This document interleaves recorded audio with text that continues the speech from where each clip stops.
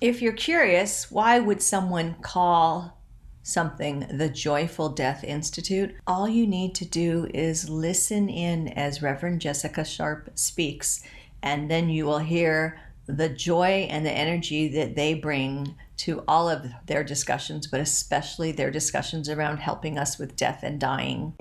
Hi, it's Margaret Maloney, and welcome to the Death Dhamma podcast.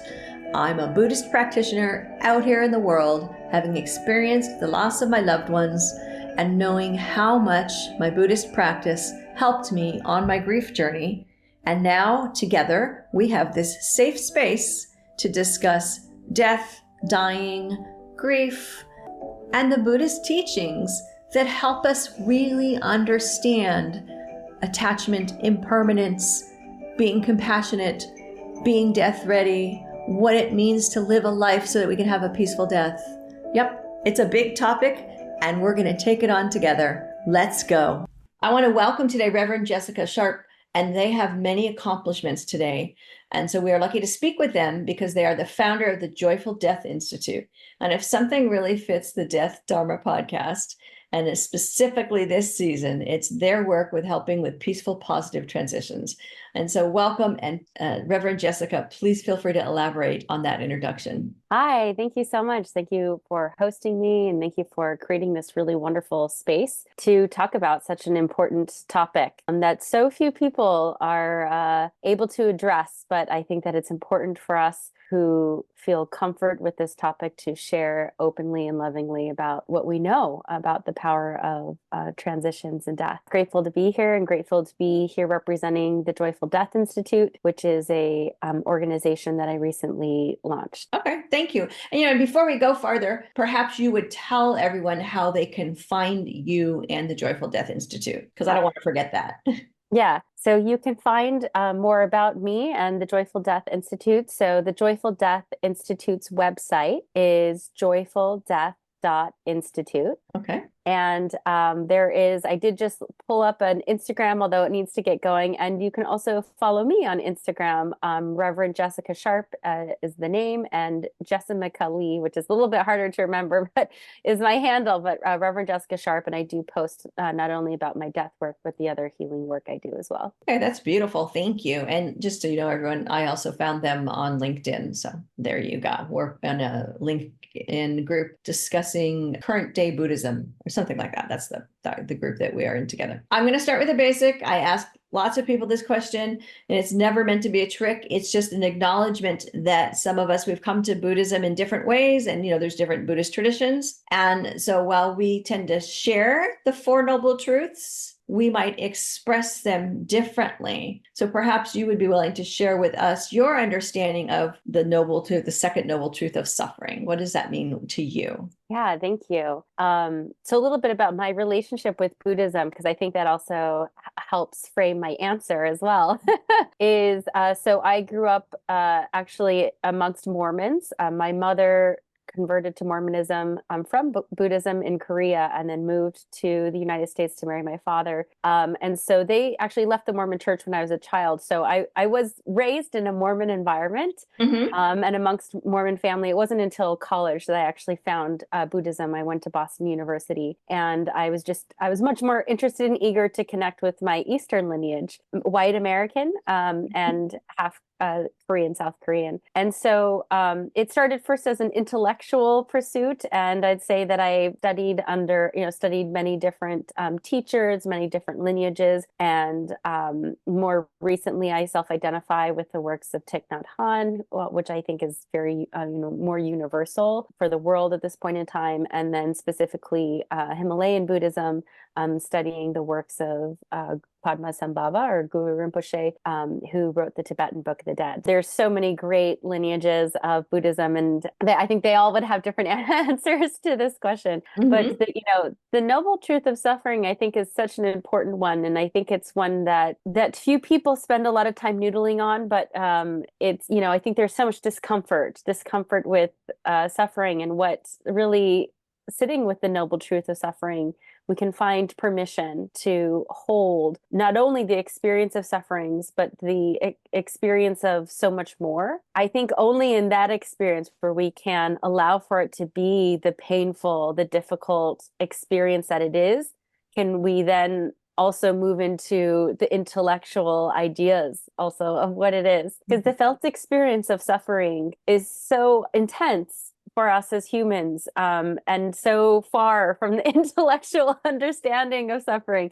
that oftentimes, I find myself when I'm in my own deep suffering, oftentimes it's not ideas that can even pull me out of the feeling of suffering, to get out of the abyss, to break free from the abyss that one can find themselves in when they're really feeling into the true and real suffering that we do experience, individually and collectively as humans as well. And so I also want to name, to me, sometimes it's hard to talk about because words don't often can't meet the feeling of suffering, that we have. And so there's suffering, acknowledging that it is an experience, that it is an intense experience, that is a difficult experience, I think is a prerequisite to actually being able to hold it and understand it. And I think there's also a real misunderstanding of what, this idea of enlightenment or this idea of spiritual ascension, and that it's somehow away from suffering.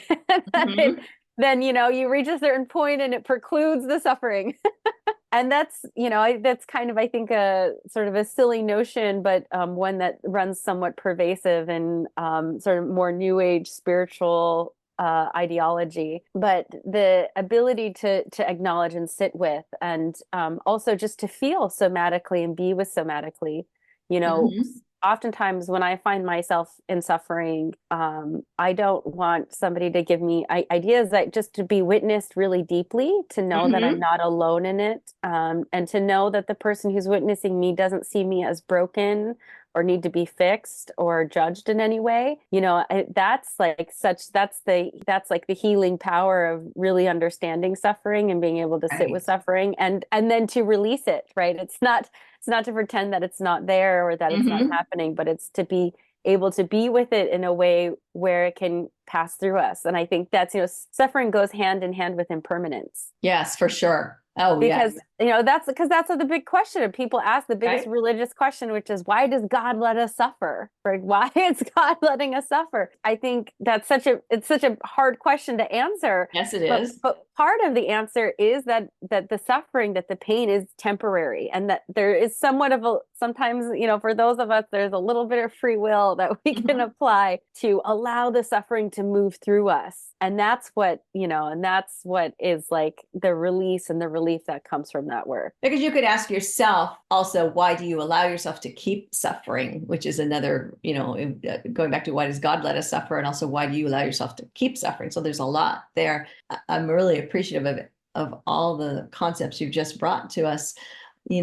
When you said the abyss, that really resonated, the idea of that abyss, because sometimes when you are in that deep suffering, it does feel like the abyss. But then right after you mentioned the abyss, you went on to acknowledge that sometimes words don't do it justice. And so while I think the word the abyss does really help, it is still true that sometimes there is just, I don't know the words to express, I feel sad, because there's, I feel sad. And then there's like, different degrees of sad. And I'm not going to look at you and go like, well, today I'm sad level 5. I'm probably not going to do that. Some people might. And so it is true. And reminder that it's not brokenness, because I think sometimes we have such a desire in Western culture to just, somebody's upset, fix it. What can I do to fix it? And the fixing it might be, I want to fix it because it makes me uncomfortable to see you sad. And the fix, if you will, could just be, like you said, the just being with and allowing for it to move through. So thank you so much for all of that. Can you share an experience of how you really came to terms or connecting with this truth? This is a set of truths really that you just gave us. So when did this really kind of gel or come together for you? I think it's still always coming together for me, to be honest with you. I think fair, right? Yeah. Every chapter of my life, it looks different, That's fair.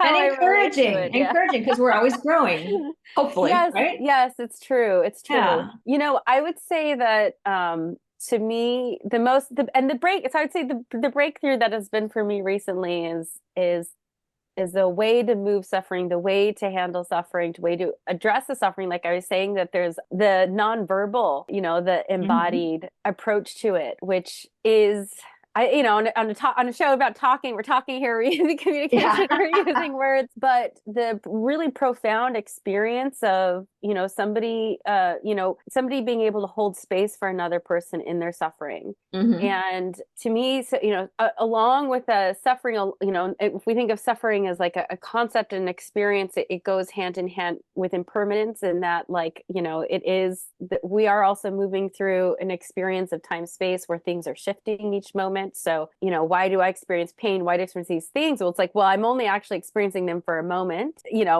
precluding trauma, and then that we hold on to things. That's like part of it, is like part of the suffering is, like you're saying, is like holding on to things or not being able to have the ability to process the experience in the moment that it's happening or after that it's happened as well. Because sometimes we go into coping mechanisms and then it's hard to break out of those coping mechanisms. But for me, I've just found when there's certain spiritual teachers, for me, my personal teacher, Laura Hopper, for Psychic Horizons, her ability to really just be with me, to be with what I'm sharing, to be with what my experience is without her projecting her own experience on it, without her to fix me, without any feeling of judgment. Really, it's just, this idea of holding space, just I'm witnessing you in neutrality with compassion in my heart, and from the compassion in my heart, and recognizing you in your wholeness and me in my wholeness. And how profound that is, just that scenario, and then the words that are coming out of that don't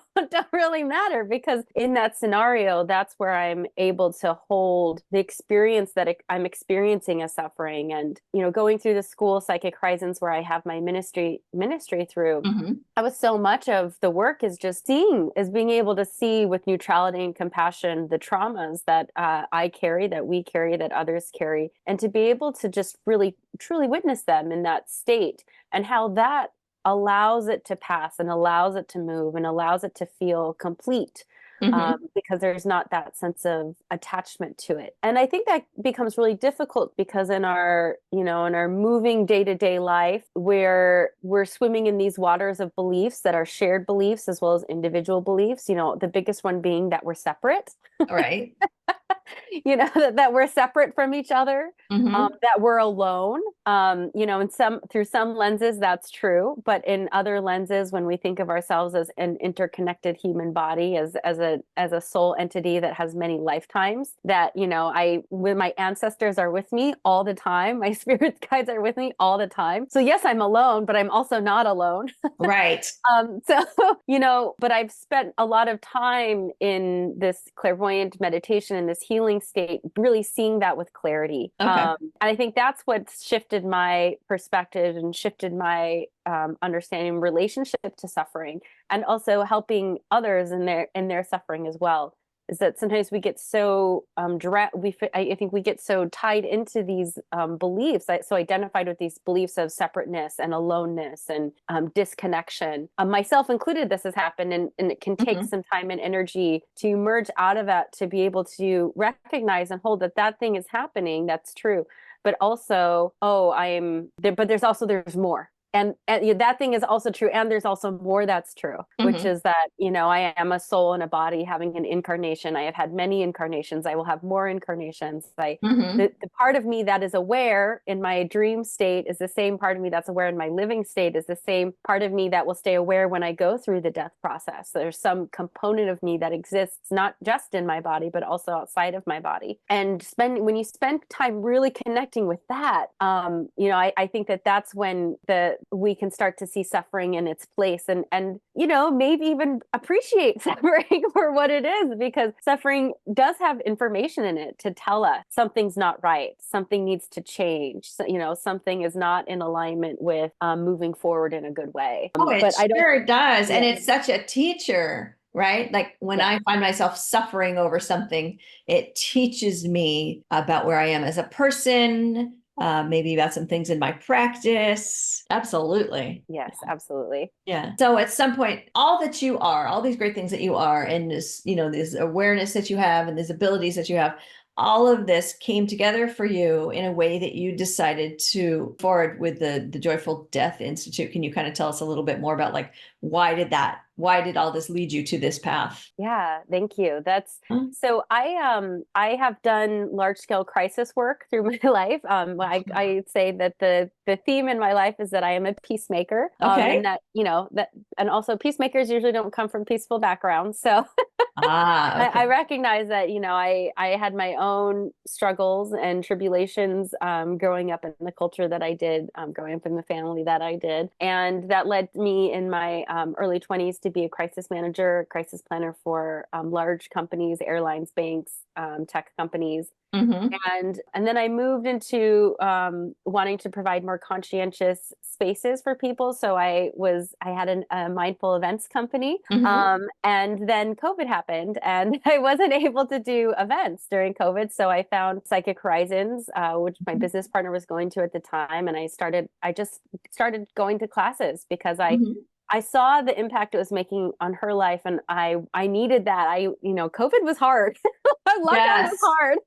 I True. needed help. I recognized that I needed the help. And so I Yes. just kept showing up, and the community was so supportive. The teachers were so supportive. So I just kept showing up, and I ended up going through all their programs. I ended up becoming a minister through their program, going through their advanced ministry. And then I did an Hmm. apprenticeship. And actually, normally the apprenticeship is quite short, but I extended mine for a couple years, actually a year or so longer than than the intended program. But Okay. I just received so much benefit from this psychic reading and psychic healing with people. And during that time, I ended up specializing in transition readings. So, a Okay. transition reading is a psychic reading, psychic healing that is offered to someone within 5 days of their heartbeat stopping. Okay. And I have been clairvoyant my whole life. It just took me till I was adult to be able to be open about it. Sure.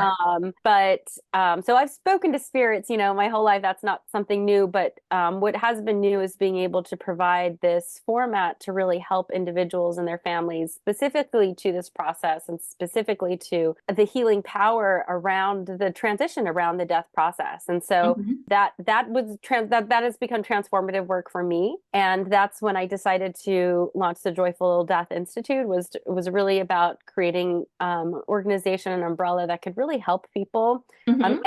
understand that transition in and of itself is actually a joyful. It's a joy. There's so much in death that's enlightening, that's releasing, that's healing. But we have to allow it to be. We have Hmm. to, we do have to do the work of orienting ourselves towards it, to allowing it to be the joyful and enlightening and liberating experience that it is. Hmm. The work is really about introducing, even first, the idea, and then giving people permission, because we have so much fear around the Oh. topic today, Uh-huh. letting them know about, services like psychic healings and also other ritual and ceremony that are available. I think today, this day and age, I mean, I myself, I was raised Mormon, and I practiced Buddhist and Taoist rituals now. Hmm. So many of us don't practice, don't have rituals, don't have ceremonies, don't have even rites or initiations or passages that are tied to our cultural heritage or background. So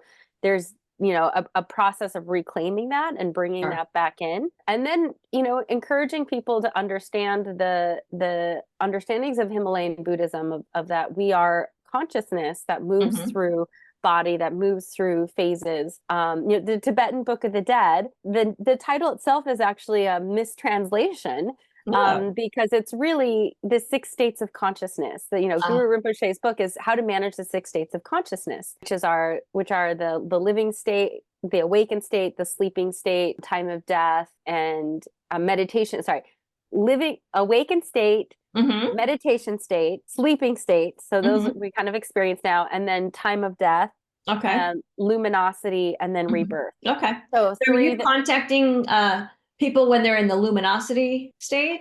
before they go into the luminosity stage. Okay. Okay. Yeah. Hmm. All right. So I'm hearing, that you are helping giving people rituals, sometimes maybe alternative rituals to what they were raised with, or because they don't have rituals. You're offering these psychic readings.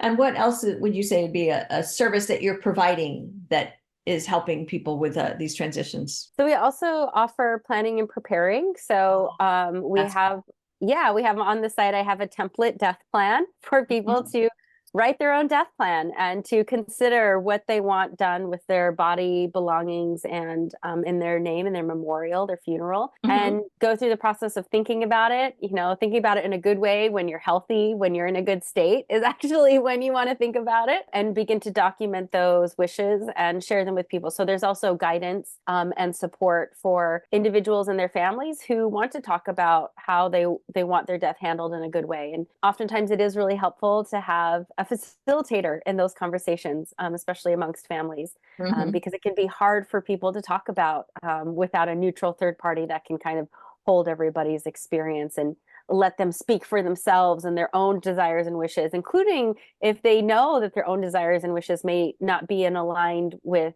other family members' desires and wishes around how these things may play out. Oh, yeah. And that is difficult when there's a part of the family who really expects things to be a certain way.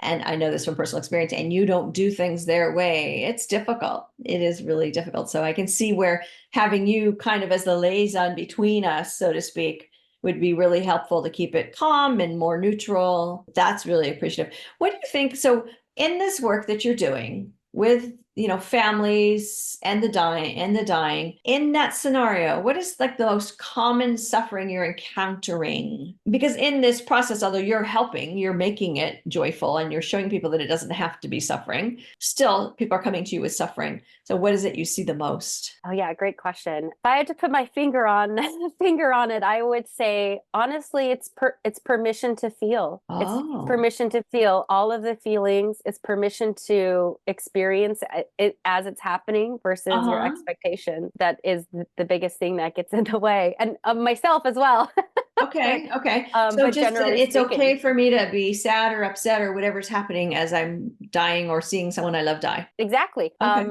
Permission to feel the grief, permission to feel the anger, permission to feel the sadness, permission to feel the resentment that had been Mhm. building up, permission to feel the relief. Maybe somebody has been in hospice for a long time, but permission to feel the relief. There's oftentimes people don't feel these feelings because there's layers of guilt and shame Yes. and unspoken things for generations, and that is so it's getting locked in there, and that's the suffering, and that's also the opportunity in death is that it's like we are confronted with non-attachment. We are really confronted with the fact that you don't get to carry those things with you when you move on, True. and then it's the opportunity, right, is to say, oh wow, I'm quite attached to this, it's time to let it go. But permission to feel the grief.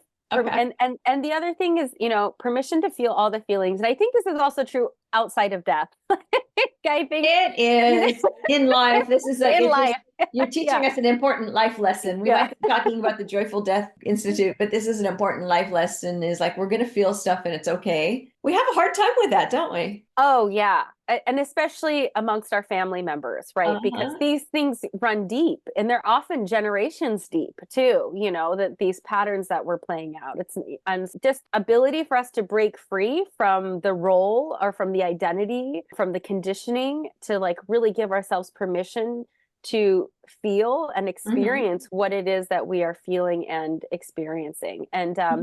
actually, the term joyful, joy is really intentionally used. And my dear friend Chris Smith told me he was on a retreat and the teacher told him that joy is the matriarch of all emotions, and she Oh. only shows up when all of her children are invited. Oh, what a lovely saying. Thank Yeah. you for that. Only shows up when all her children are invited. So basically, we have joy when we are able to feel, acknowledge, and feel all the emotions. Yes, when we have permission to be with all of it, that's when Mhm. we can really experience the bliss of being able to experience life. Wow, I love that. I love that. Now, you've been doing this work, and I'm just curious, have you had a moment where that was like reaffirming, where you were doing this work or you were working with someone or you were doing a reading or helping facilitate, discussions and the release of emotions, have you had a moment that was affirming where you're like, oh, I'm glad I'm doing this. This is the right thing? Yeah, I would say every time I do a reading, every time I do Okay. a reading, every time I meet with someone, and I'm often too, when I facilitate, I'm often brought to tears. Most recently, I did a reading with someone, and I had the pleasure of really getting to know him before he passed, which is not always the case with everyone I work with. Mm-hmm. And it was really powerful. He had shared with me that he wanted to have a dignified passing. He had a cancer that was a very quick onset. You know, he Mm-hmm. didn't feel well, and then he had, 3 weeks to live Wow. by the Okay. doctor. And he ended up living 3 months. Okay. But he shared with me he really wanted to have a dignified death. And shortly after he passed, when we were able to tune into him and do the Mm-hmm. reading, that was the first thing he shared. It was like, Jessica, it happened. I had the dignified death that we had Oh talked my about. gosh, that's So the best. that was really validating. And then during the reading, what I saw, and I might be moved to tears now, but what I saw was how much he loved his family, how Okay. much he loved. So he had an ex-wife who supported him at the end. How much Mm-hmm. he loved her, how much he loved his kid, how much he loved his family. Like I saw it and I felt it. And I myself was just so overwhelmed with Mm-hmm. how much love he had for them. And he still does. And that's still emanating from his spirit to them. And it brought me to tears. And I was just like, I don't even know, I don't have adequate words to explain the tremendous amount of love that this man has for you, and how that love is still pulsating towards you. Wow. But so when I see that and when I feel it, like, that does change me. It Mm-hmm. changes me as a person to really witness such powerful love, such powerful messages from those coming from the other side, and being able to share that with the people that they love. Oh, I can see how helpful that is too. Though sometimes I'm thinking it can be maybe a little draining. Like I bet you have to. I'm guessing you will tell me. I'm thinking maybe you have to manage your energy very carefully. Sometimes, like maybe not 10 readings in a day, because that just seems like it could be a lot. And so, how do you maintain your reserves to keep yourself in the right place, in that place of equanimity? What do you do for yourself? Great question. So I'd say there's a twofold answer to that. The first is because of my teacher, Laura Hopper, and the great teachers at Psychic Horizons, they Mm-hmm. really deeply, deeply teach how to be in your own energy, stay in your own energy, how to connect with those you're reading in a good way, and then how to disconnect at Ah. the end in a good way, and how to really let them go, let yourself go, and how to stay in your own energy, let them stay in their own energy. So I do those practices. I do the practices going into it where I really get into my own energy, creating really clear boundaries, Okay. really clear agreements and contracts, and then going in, and then when I come out, really clearly energetically unplugging. We're literally unplugging. And Okay. then not only am I unplugging, but then I go through the process of what my own experience was, so that I could witness myself. Because oftentimes when you're facilitating, you're there as a facilitator, I'm there as a secretary, but there's also human Jessica who Right. who gets whirled up on what she's witnessing. And so I part of that process is also to clean what's called cleaning myself out, or acknowledging my Mm-hmm. own experience. So I go through that process as well. And like you said, yes, I schedule these further out so that I don't have to hold so much in one day. And I'm very lucky that I also do ancestor connection ceremonies. Actually, those tend to be actually more hard. Oh, really?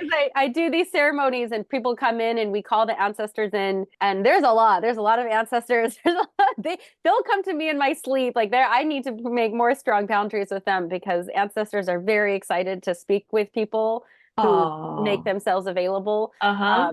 But it's a lot of strong boundaries. And then, I also do, I'm part of this Global Peace Yes organization. I also, I'm an artist, and I have regular daily prayer and meditation practice, and part of dance and clowning and theater communities. So part of it is making sure that I'm clear in my energy, and then the other part of it is making sure that I'm taking advantage of life, like Okay.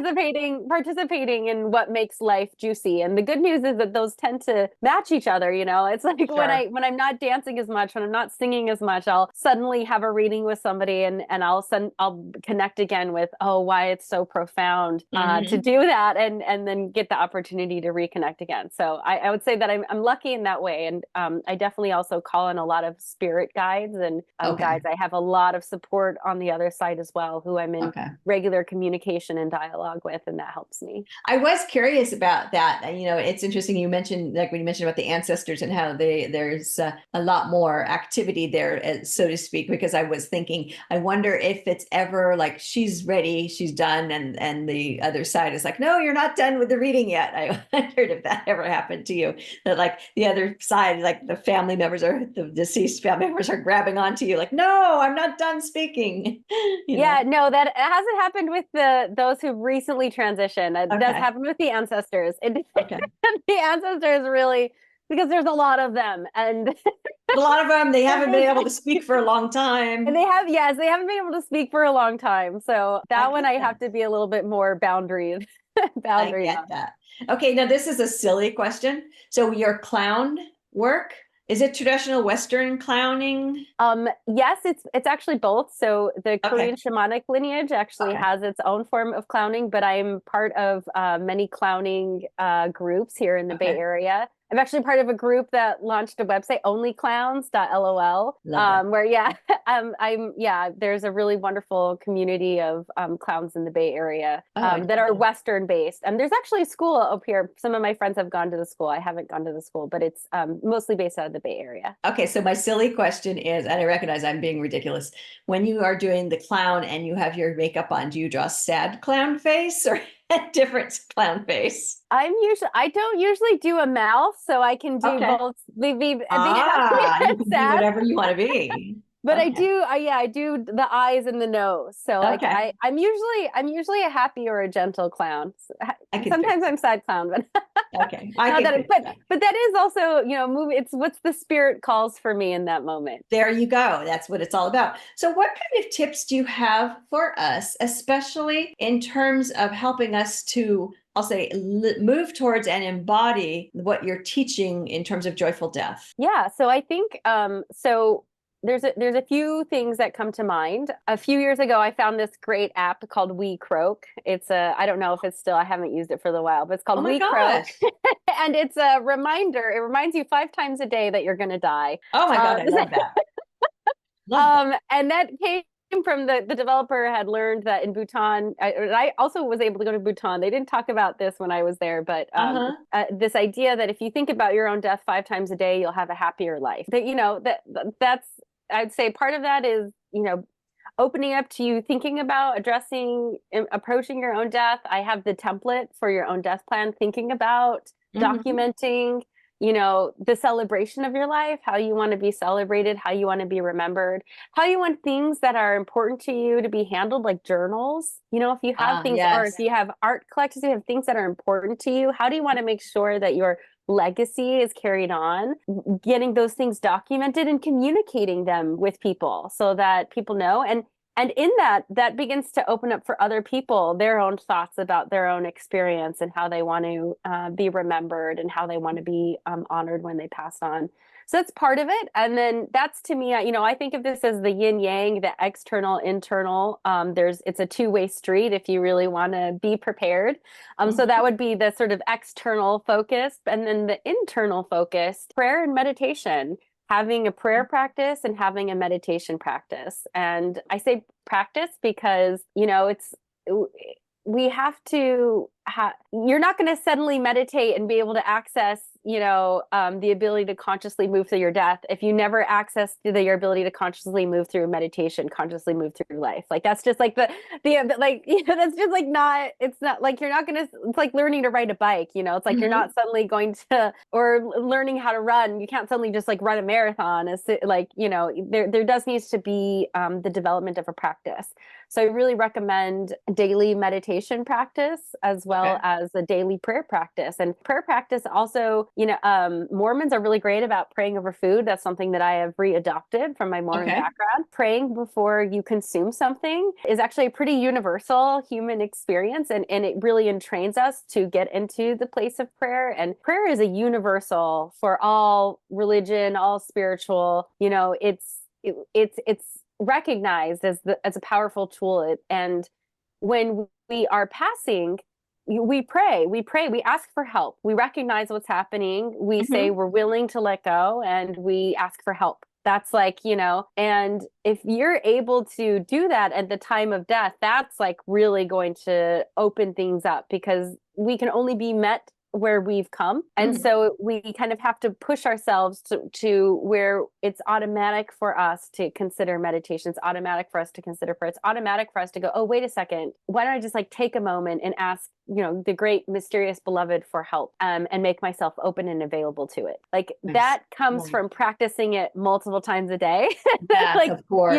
it's a muscle that we needs to be developed. And in part of that too, I also really recommend, this is sort of like extra bonus level, but the cherry and the frosting on top of the cake, and that is a forgiveness practice. Oh, wow. Yes. Thank you for that. Yeah, a forgiveness practice. So, people are becoming more aware. Okay, meditation is important. Okay, gratitude is important. People do things like gratitude journals because we recognize that our programming is not inherently gracious. Like we don't.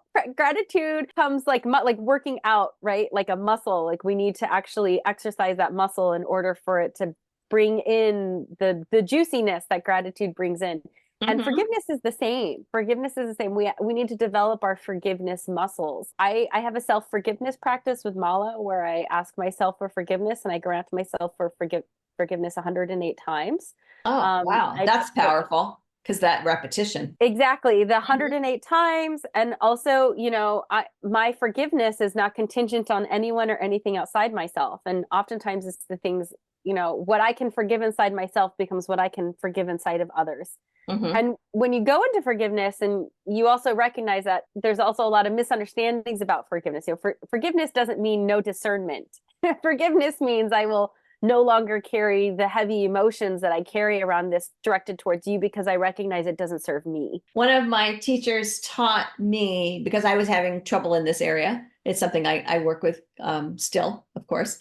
And what he taught me was remember forgiveness and reconciliation are two different things. You can forgive, but you don't go put yourself in harm's way over and over again. And Yes, I was like, exactly. and then I was like, oh, because I do think often, many times people will think if you choose not to be in a situation that's harmful for you, then people will think you haven't forgiven. And it's like, but why am I going to put myself in a situation where I'm going to be harmed over and over again? That's just not even smart. But somehow I think the thought of forgiveness means you just keep throwing yourself out there, out and out and out. And it's like, no, it's like just keeping, I don't like keep throwing myself into waves that are knocking me over. Exactly. And I think so Yes. many people don't go into forgiveness work because of this misunderstanding, like you Ah. just said. And that's also why I think the self-forgiveness work is really important because I'm not like oftentimes when I'm doing this, like I'm saying, Jessica, I'm sorry for how much pain you're feeling.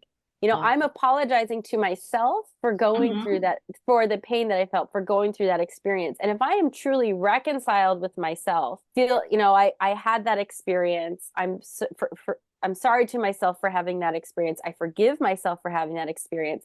I'm moving towards healing that experience in a way that I don't live that experience anymore There you go. because I've integrated, my contribution to it in a way and my ability to say that I don't want that to have power over me anymore. And Mhm. that's what forgiveness can really, it gives us that ability to really move on. And this is something that we also see around death is oftentimes people will have that clarity when they're approaching death, especially if they are, if they have a more long out, drawn out process. You will know people that'll have all of a sudden they'll say, oh gosh, I just got to forgive everyone. I just got like, I just want to reconcile with everyone. I'm suddenly aware that having these resentments, having these feelings, having these unspoken things between us all these years that have kept us, disconnected from each other, from really understanding and being supportive and kind to each other is actually not worth it. Like Right. I actually don't want to hold like that's yucky. That's the suffering. And I can actually choose to let that go. That's the part we can work on. That's the part we can Yes. work on. Well, first of all, you are very enthusiastic. I love your energy and your spirit about all of this and how you're sharing with us today. Thank you so much. But unfortunately, impermanence tells me that I can't just keep you on all day, which is too bad. Is there anything else you want to say before we part? Is there anything I should have asked you or something you were waiting to talk about? Because I want to make sure that you get to share? Oh gosh, no, I would just say, I really appreciate you and this conversation and people who are ready and willing to sit with this topic and talk Mhm. about this topic and relate to it in a good way, and that this reverberates through our life, reverberates through our family lives, and this reverberates to future lives as well. And so this is really work that I say pays dividends, right? Because not only will you be more prepared when the time comes, but you're now able to live more fully the present. So I just really appreciate the opportunity to talk about this work and everyone who's taken a look at it. Oh, thank you so much. I've got books for you, starting with Carpooling with Death, How Living with Death Will Make You Stronger, Wiser, and Fearless, the book that got me going and helped me to discuss going through the death of my loved ones, followed by Sitting with Death, Buddhist insights to help you face your fears and live a peaceful life, based on Season 1 of the Death Dhamma podcast, and just recently, Enlightenment Unleashed, how your pet can lead you to spiritual transformation, because during our lifetime, we may see the rising and ceasing of many pets, and we love them like they are our family. Find these on Amazon.com or come see me at MargaretMaloney.com. You've been listening to the Death Dhamma podcast with your host, Margaret Maloney. Thank you so much for being here. Come find me on MargaretMaloney.com, MargaretMeloni.com. And until we meet again, may you be well, may you be happy, may you be at ease, and may you be free from suffering. Bye for now.